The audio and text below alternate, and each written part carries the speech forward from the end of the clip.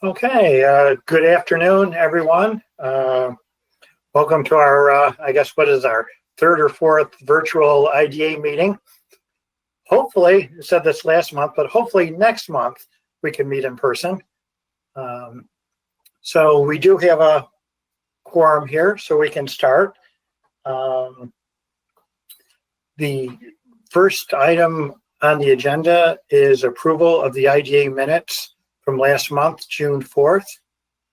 Any issues with them, or if not, could I have a motion to approve? So moved. Second, Valerie. Okay.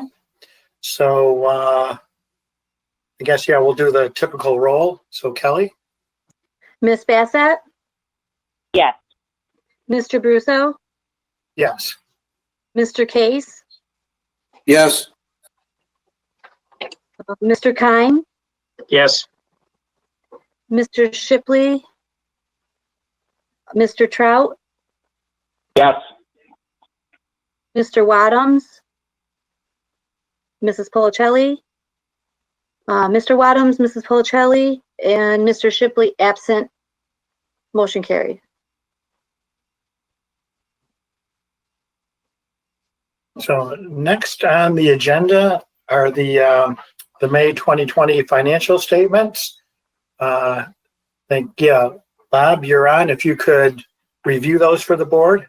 All right. Let's start with the balance sheet as of May 31. Looking at the assets, our total current assets measured $3,089,000, which included cash and checking of $2,865,000, accounts receivable of $107,000, and other current assets of $116,000. Our long-term notes receivable measured $370,000, fixed assets $2,009,000, and other assets $59,000, giving us a total asset base at the end of May of $5,528,000. That's a decline of just over $1,000 for between April and May. On the liability and equity side of the ledger, total current liabilities were $109,000. That compares to almost an identical number at the end of April. Our equity position was $5,419,000. That's up, down about $1,500 from April. And our total assets, our total liabilities and equity measured $5,528,000, which again equals our asset base. Our operating cash position at the end of May was $1,938,000. That's an increase of about $2,800 between April and May. Looking at the statement of income, our total income for the month of May, which is year to date, was $49,700. Our expenses were $210,000, giving us net ordinary loss from operations of $160,000. Total other income and expense on a net basis measured $141,000, giving us a bottom line for the month year to date of $18,435. I would point out on the income side, $49,000 was received from Seneca Dairy. That's a large number for that month. That's what makes up most of that number. And the expenses, ordinary expenses, which include payroll, benefits, insurance, etc., make up the $44,000 for the month of May. Again, there was not a lot of activity on either the balance sheet or the P&L statement for the month. And unless there's other questions, I complete my report.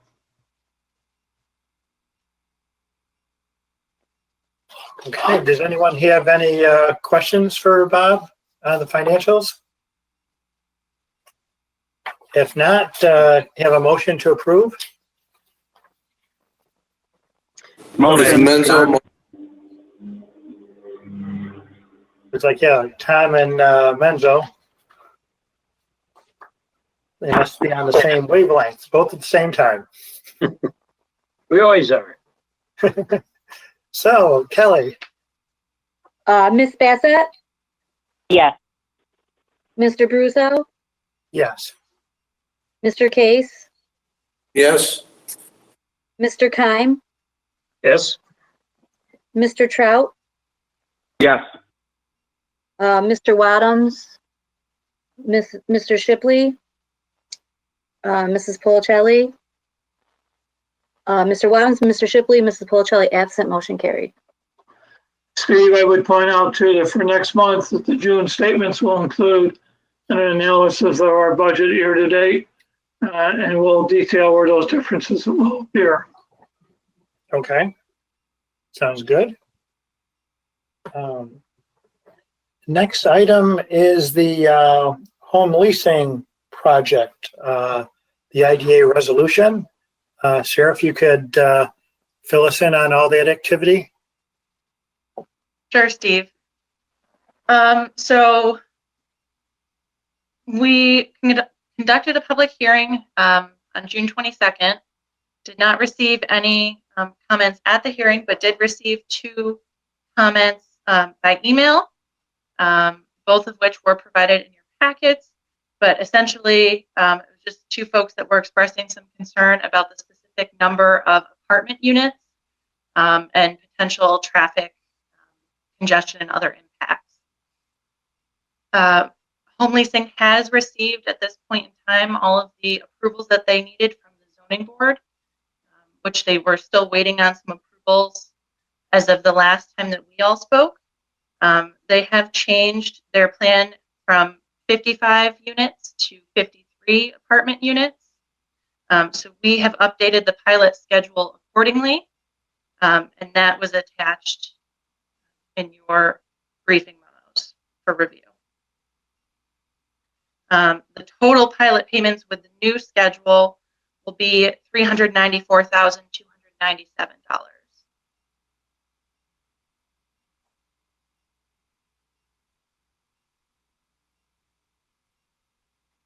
So I think what the only change when it went through either the zoning or the planning commission in Seneca Falls was the reduction in the number of studio apartments and changing to increase the number of 1 bedroom.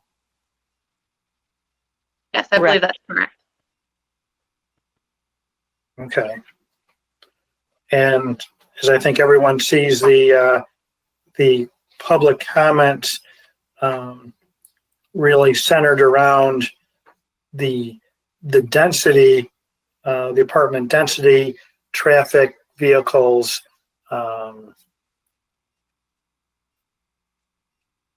Okay.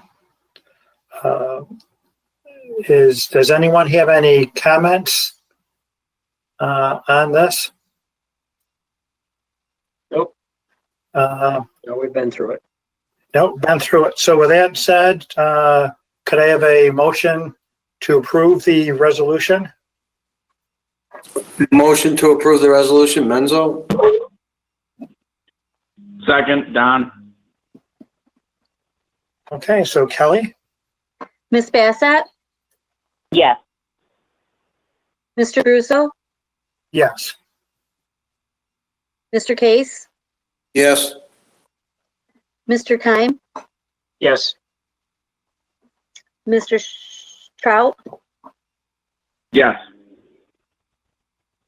Mr. Wadums, Mr. Shipley, and Mrs. Policelli, absent, motion carried.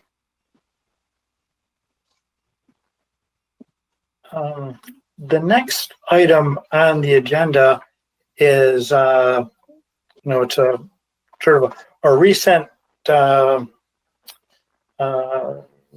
resolution or a recent law that went into effect in New York State that provided the IDA the potential to establish an emergency disaster loan programs. So I guess what we can start off is have Sarah explain the program a little bit better, and then we'll definitely want to open this up for discussion. Thanks, Steve. So just for some background, as Steve said, there was a recent law passed that allows IDAs to do one of two things: establish an emergency disaster loan program. The loans are up to $25,000 to small businesses and not-for-profits, being defined as those having 50 or fewer employees. Or the IDA can choose to award grants up to $10,000 to small businesses and not-for-profits to help them purchase and install PPE. So we, talked some of the finance people and thought that it might be a good idea to bring this up for consideration by the full board and just discussion about what the feasibility of such a loan program might be. Figure out how that might fit with our existing RLF. Just for some more background on the loans specifically, they cannot be given out after the governor's executive order 202 expires, which declares, the state disaster emergency. Currently, that executive order is set to expire September 6th of this year, provided he does not extend it. Then the way the loans work is there's a 60-day grace period after the end of that executive order, and then businesses have up to a year after the end of the grace period to repay the loan in full. Businesses have to prove that they were financially viable prior to the start of the pandemic. And that's pretty much it. And then we would have annual reporting to the authority's budget office like we do with our other programs. So, I'm happy to answer any questions. The resolution that we had brought up was proposing to set aside $250,000 from our money market account to help fund loans with a proposed application fee of $50. Steve, could I just make a motion here? Well, the comment anyways. When we discussed this process at our finance meeting, what I basically did is I prepared a cash flow analysis for 2020 to see the impact of this project on our cash positions. And it's my opinion, at least at this point, that it does not have a negative impact on our cash flow. One thing, I spoke to some members, board members, and I think there's some, definitely want to have a good discussion here. So I wanted just to bring out some of the items. Definitely it's something that we need to talk about and consider. There's many positive aspects. The issues that were brought up, to me, I have it in three different sort of buckets or areas. One is sort of this duplication with other loan programs. Is this something that do we need? We already have the revolving loan program. There's a PPP. There's the other governmental loan programs. Is this, necessary? Should we be in it or not? The second bucket becomes the IDA exposure and potential negative impact. Do we have the cash? Do we have the money to be able to put into this? There's the additional administrative burden. Should we or can we really have both the RLF and the separate one, or should we roll the two together somewhat from an administrative point of view for efficiency? Are we looking at in terms of higher risks for loan defaults and collection? Are we essentially catering to businesses that, although they definitely need the money, maybe if they can't get it elsewhere, is that something we should be in? And then potential impact if IDA is rejecting an applicant. And then the third bucket I have is just the, is there the demand out there? Will the relatively small loan amounts help people? So those are some of the concerns that were there.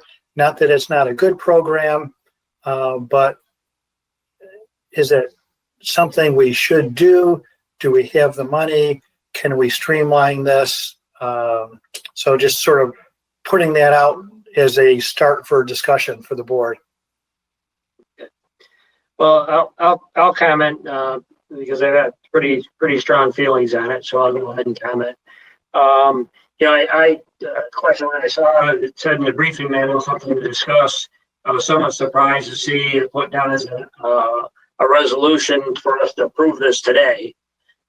Frankly, for us to be sitting every year losing $200,000 to $300,000 in operating money in an environment where we probably don't have that many projects coming on that we're going to get funding, for us to step up to the plate and say we're going to put $250,000 out of our operating funds into a loan program under the IDA, it is a big change in direction for the IDA of what we do or don't do. So I think it takes more dialogue than a discussion and putting it on the resolution for approval today. I think it needs to have more dialogue. There's also, I look at this, we're sitting here losing money. We go to the county, and the county each year we have to talk them into giving us $50,000, $60,000 to operate, and we operate at losses, and then we're going to turn around and put $250,000 back out. The other thing is that we don't have the criteria down here for the loans. Who qualifies for this, who doesn't? It might be a great thing to hand out a check for $10,000, $25,000 today. What are we going to do if they don't pay the payments? Are we actually going to go out and take actions on these people? It goes from being a positive to a negative really quick. If we're not going to do that, we're going to forgive it, we're going to grant it, then who do we grant it to and who do we make pay? And what's the criteria for that? I just, the IDA loaning operating money out, if we're sitting here, we're making $200,000, $300,000 a year and at least making money, I'd feel different about it. But when every year we're losing money, yeah, do we have cash? We have cash because we've sold assets. That's not operating resources that we're generating. That's assets that we've sold. And to take cash out of our operating budget to do loans, we sit here and we talk about doing a strategic initiative or bringing in a consultant or taking on helping the county apply for grants for water lines and things, spending $5,000, $10,000, or the Genesee Regional Group spending $5,000, $10,000. We debate the heck out of that. And this is $250,000 coming out of operating. I think takes a lot more talk than putting it up here today and voting on it. I'm not sure this is something we should do. I don't see other IDAs are a lot better heeled than us. They would not get into this type of thing. And I don't think we should jump into it without more dialogue than what we've had on it and what the criteria would be. I wonder, Sarah, I know I asked this question and maybe you know that now, maybe we can. I'd be much more in favor of it if we can't just take RLF funds and do that, but RLF funds that have been paid back into us and are back in with us, there's some of those funds we can even do grants with. If we were to take money out of the RLF and do this with it, if we had some of those funds available, I'd be much more in favor of doing that than taking it out of our operating funds. Just taking operating funds out of an entity that's losing money, I just don't think is what we ought to be doing. Plus, between the PPP program out there, the EIDL program, I have one of the examples that was given to me was bed and breakfast. I have a bunch of bed and breakfasts here. I can tell you, I can't tell you who they are, but I can tell you the dollar amounts that they qualified for, and these weren't big places. And the amount of small businesses that I know that got in the EIDL program and got funding through that. I think there's a lot of ways for people to get funding. And then if there's people that aren't qualifying, again, I'd have to get back to what are the criteria that we would use versus what those programs would use. So I don't know if we looked anymore, Sarah, and saw if there's any funds available in our RLF that would qualify to be used for this type of program or not. So I dug more into our RLF management plan, which lays out appropriate uses. Primarily those loans are meant to be used for the acquisition of real property or the purchase of machinery.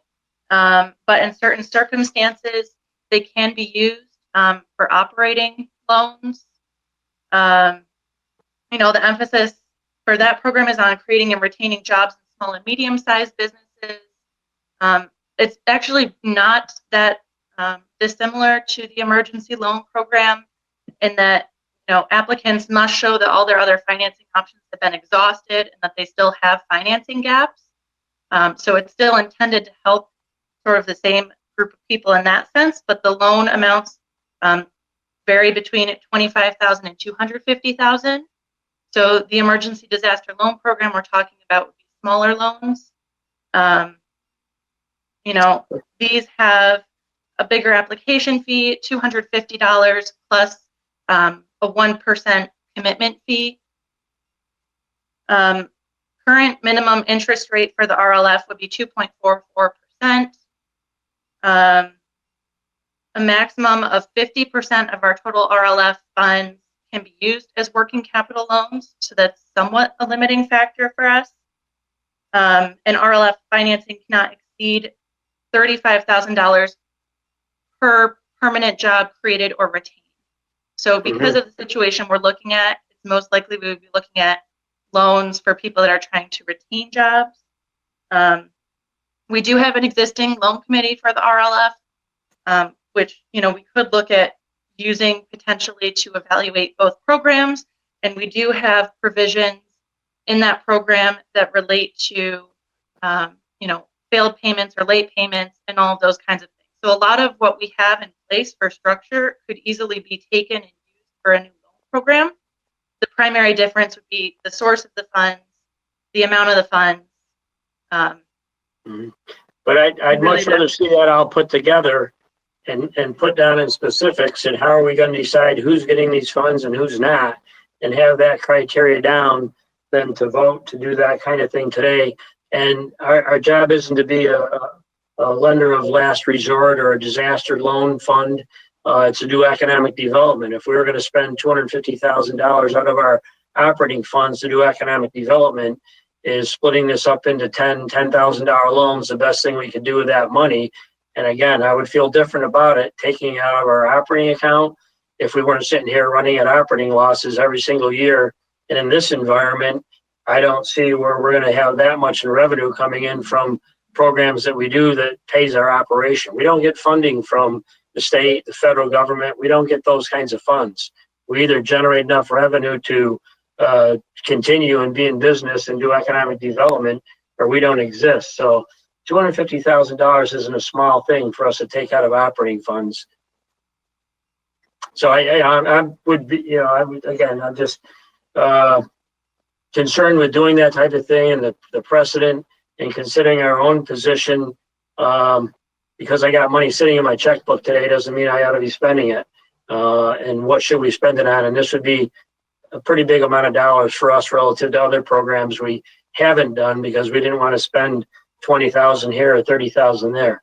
This is a fair amount of money considering we take losses. So if we lose another $250,000 of operating money this year and we spend $250,000 out of our operating account, that's $500,000 of our cash position that's gone away.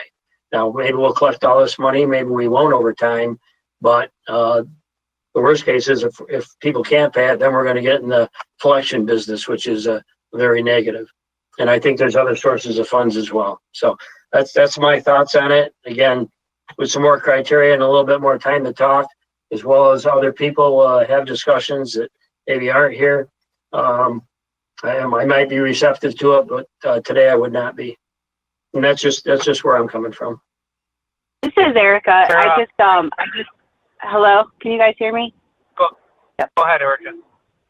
Sorry. I just called in because I did want to be part of this discussion. I was surprised to see it on the agenda for approval today because the last time that we talked about it, I thought we were going to get more information. I was happy that I thought it was very useful that Bob sent the cash flow, but I didn't realize that didn't go to the whole board. So from what I'm hearing, my understanding of the proposal was also that we would get more information on the details of the loans before we went into approval. So I was surprised to see it on the agenda for approval today. I thought we'd be getting more information. This is Steve Watt. Does everybody hear me okay? Yes. Yeah, I wasn't sure. I'm sorry I dialed in a little late. I couldn't get to a rest area in time to pull off to do it. But I'd echo everything that Tom said. I think we need to have the parameters and criteria set up before we get into something that we're not normally doing. And from my own business environment right now, we deal with a lot of little companies in our LTL side of our business, and we are having one heck of a time on our receivables right now, collecting from those smaller companies.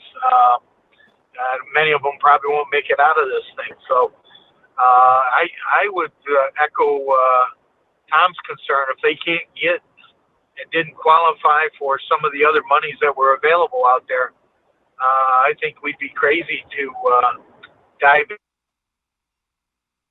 and budget criteria. Then, well, we don't have one so far, but just my 2 cents. And again, I apologize for being a little late getting on.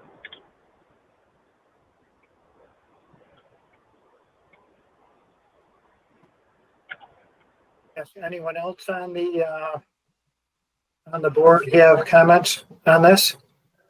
So this is Jeff. I also joined late. I had a meeting that ran late, so I apologize for that. So I've missed most of the discussion, other than to say I am definitely supportive of any guidance or policy that we would come up with in order to provide some of these funds. I don't know if it has to be 250,000 or whatever, and I think there's a lot of good thought into having a well-defined set of criteria so it does not ultimately negatively impact the IDA. But I can tell you there are many businesses that the IDA has typically not been able to help within our community that I think would be covered by funds if I'm understanding the overview of this program. That I would love to see us be able to offer some kind of support. This is certainly a unique time. And, I guess I would want to see a little bit more of how the program could work and would work for the IDA. But I think it would be a mistake to discount it entirely.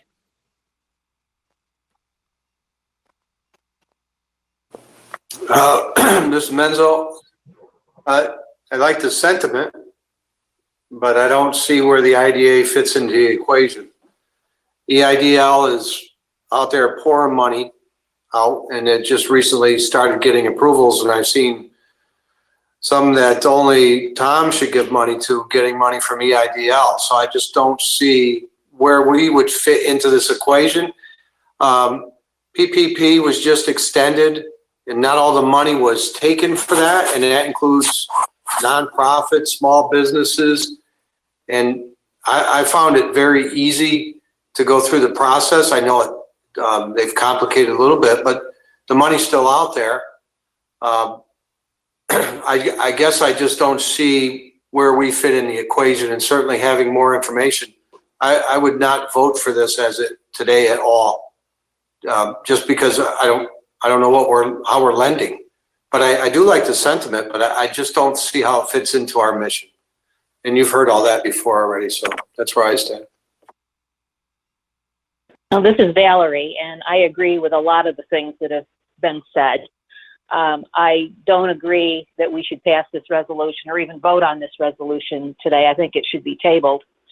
And so we have more information about how it would work and the criteria, et cetera. I do think it's a redundancy to what's already out there. And for us to put our funds, which don't grow very fast, not growing at all right now, at risk is risky. And I wouldn't go along with it at all.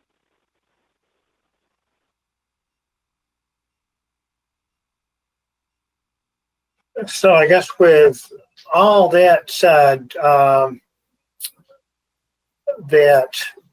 guess what I'm getting somewhat a consensus of the board, at least at this point, to table the resolution, to go back, and if the IDA did go and wanted to partake in this program, that it would be really need to be integrated well with the existing revolving loan fund.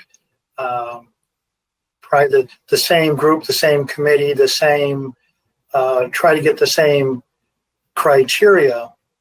But until, we see that, so I think what the two things we're missing is, how would we administratively run this?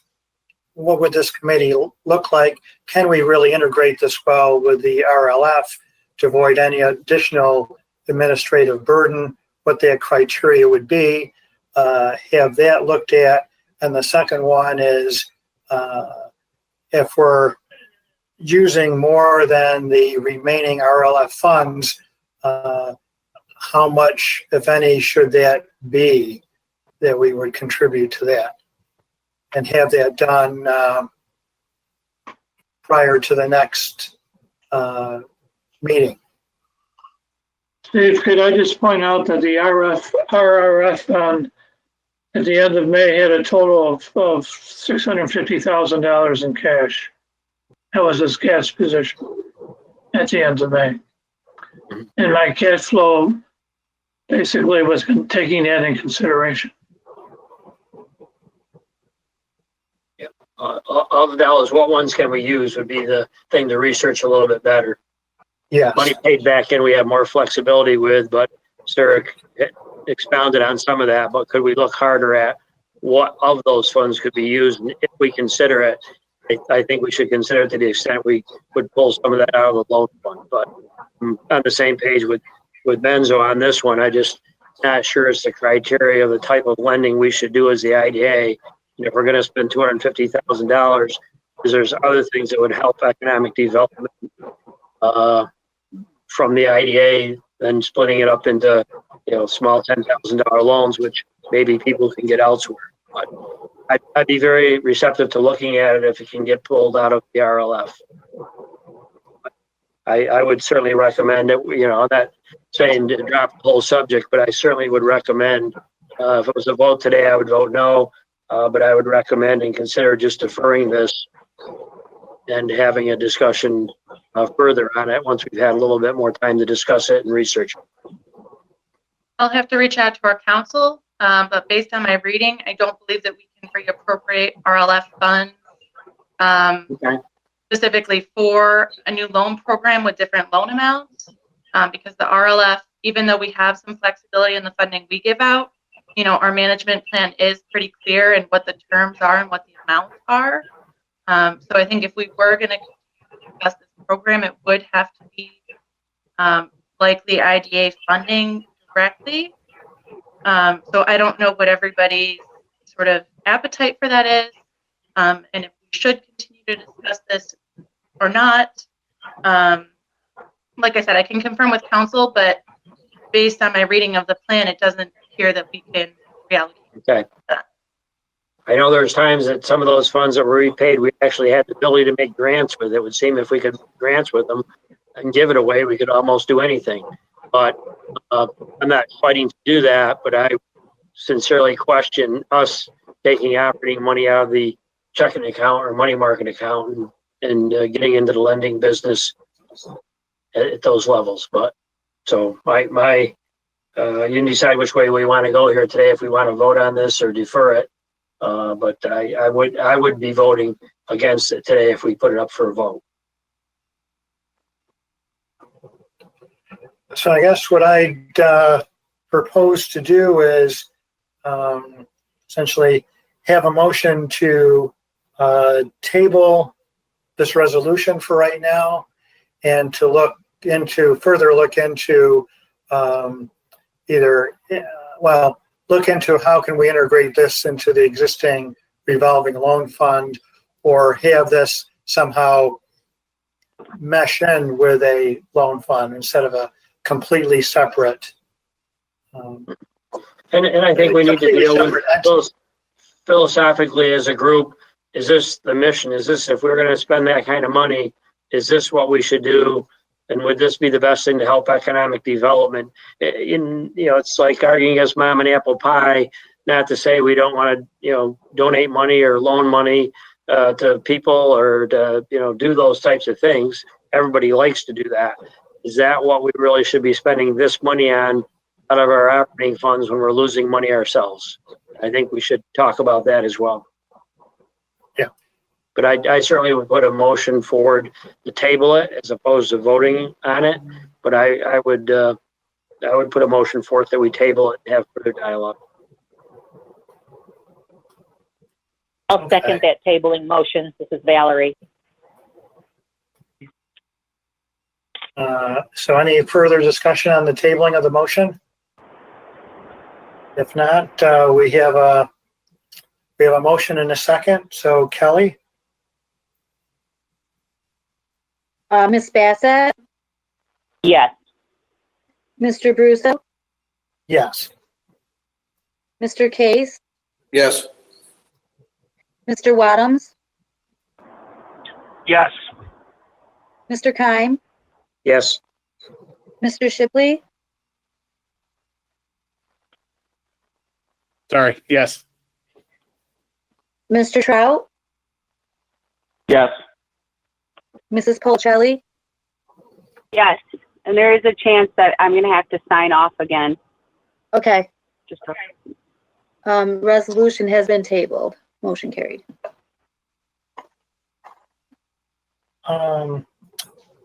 Next on the agenda is update on the sale of this hillside property. Did we want to do the resolution for Danner first?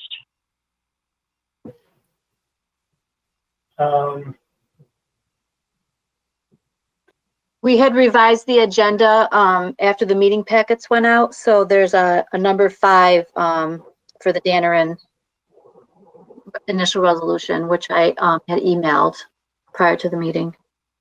And it was part of the briefing memo. So the Dannerin, that will be discussed in executive session. Yeah, so let me just give everybody a little bit of background. Dannerin has approached us wanting to do an expansion project. They're looking for a pilot agreement, a sales tax exemption, and a mortgage reporting tax exemption. They're going to be building a 13,650 square foot manufacturing addition and looking to hire 35 employees over the next 5 years. So there's an initial resolution, which Kelly emailed to you today, which wasn't included in the original hard copy packet because their application came in to us this past Friday. The initial resolution would just be to accept the application and to allow us to schedule a public hearing regarding the proposed project.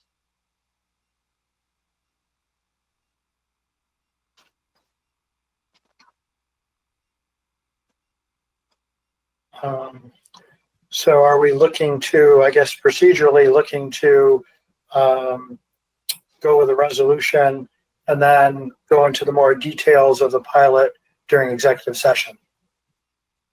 Yes. Yes. Okay.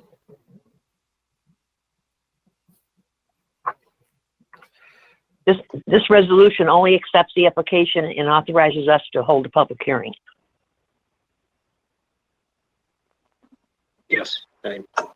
So with that said, have a motion to approve the initial resolution. Well, initial resolution to approve their proposal, their application for Dannerin. Yes. I'll make the resolution to accept the inducement resolution to consider this and then accept the application. And hold the public hearing? Yes. Second, Menzo. Okay, so Kelly? Ms. Bassett, Yes. Mr. Russo, Yes. Mr. Case, Yes. Mr. Wadums,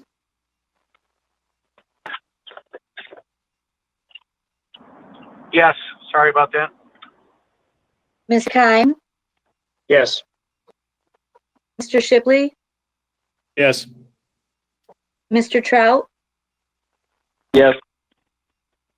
Mrs. Policelli, Yes. motion carried. Okay. So now we're on the update for the sale of the hillside property. Okay, this is Pat. Just a couple of comments. We were at the Hillside property last Thursday, June 25th, for the windshield tour of the property. Other than staff and 2 board members, we only had 1 individual take the tour of the property. The responses to the RLF are due on July 17th at 3 p.m. So we will have an update. The governance committee will meet sometime between July 17th and our next board meeting to have a recommendation for the board on the disposition of the property at the August meeting. That's all I have. Okay, Sarah, anything to add or? No, Pat covered it all. Okay. Okay, thanks, Pat. Next item is Jeff, if you can give us a summary of what's going on with the chamber. Yeah, certainly. Thank you, Steve, and thanks, Sarah, for putting this on the agenda. I think it's a great opportunity. We do the same thing at the Chamber of Commerce with Sarah. We asked Sarah to give an update on the IDA for our monthly meetings. So obviously, the big thing that the Chamber has been involved in is the COVID-19 response. For the last 9 weeks, we have held a weekly meeting with the county, public health, the school districts, many of our private business stakeholders. Sarah has been in those calls as well with the IDA. I think it has been a great opportunity to form some collaboration in the county. We have direct connection to Chairman Heisen and Mitch Rowe on those calls, who are in the control meetings, control rooms. And so it has been a very helpful, I think, forum for us over these last 2 months to understand some of what our community is facing relative to the COVID-19 shutdown, and also to have some input to be able to give our county manager and Board of Supervisors chair some input to take forward in the control room. I do think that they have done that very effectively on our behalf, and certainly here in Seneca County, our numbers have been trending in the right way. So I think that has been all positive signs. We have really focused our efforts on getting information out to our chamber member businesses, and we are certainly ongoing in the process with that. I can tell you that on the tourism front, because the Chamber of Commerce is also the tourism promotion agency, we are hearing from our partners. In fact, we just had a meeting this morning right before this meeting relative to how impacted, devastated really, the tourism industry has been here in Seneca County. I don't think I have to tell anyone on this call how important tourism is to our economy.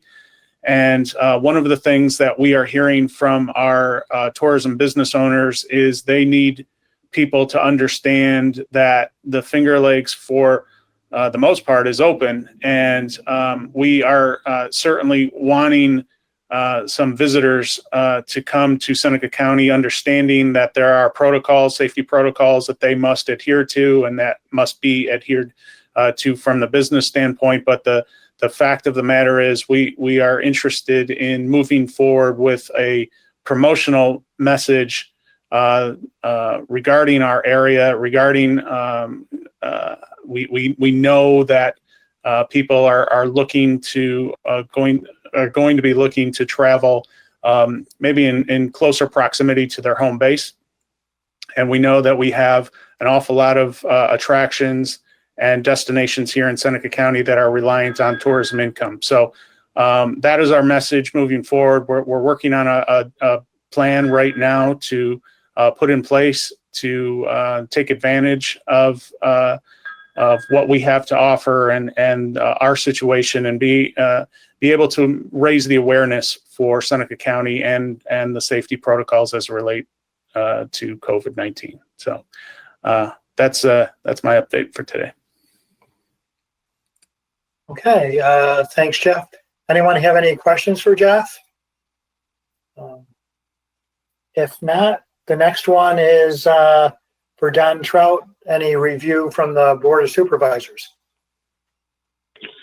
Well, the Board of Supervisors, probably the main thing everybody's aware of is that we denied Farm Days their permit for massive gatherings because basically there was no safety protocols put in place or no action plan set forth to how they were going to deal with COVID-19 restrictions or general health restrictions as far as being safe and complying with protocols. So we were, very upfront and just told them no. And that pretty much describes what the county board sentiment is towards COVID-19. They're erring on the side of caution.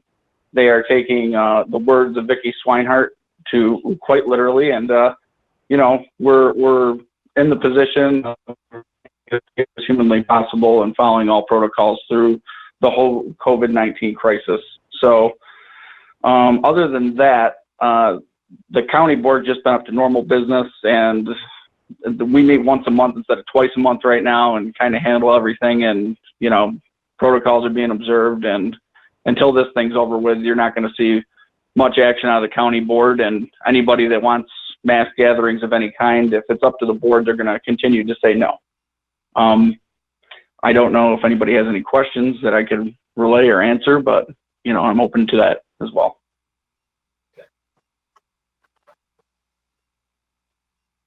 So Farm Days then will not be taking place this year? No, they need us to give them the okay for mass gatherings, anything over, 5,000 or something like that. And the board voted unanimously no. And I think that was the right move. Everybody knows Farm Days is extremely difficult to get into from a traffic standpoint. And I can't even imagine trying to pull the whole family out of the camper, the trucks that pull in there, and then God forbid somebody has a higher temperature, you got to get them turned around, and then that whole process taking place, the thruway be backed up for miles on top of, just being safe for the COVID-19 crisis. Yep. Okay. Okay, well, thanks, Don. Yep. So is there any other new business at this time? If not, then I request a motion to enter into executive session under Public Officers Law, Article 7, Section 105, to discuss the financial, credit, or employment history of a particular corporation or matters leading to the approval of a contract for a particular corporation. I'll make a motion. This is Steve. Second? Second.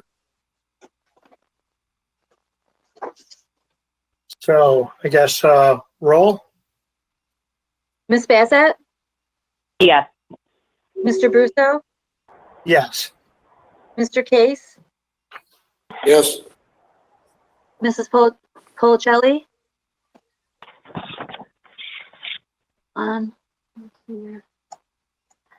Mr. Kine? Yes. Mr. Shipley, Yes. Mr. Trout, Yes. Mr. Wadums, Yes. Mrs. Policelli, absent, motion carried.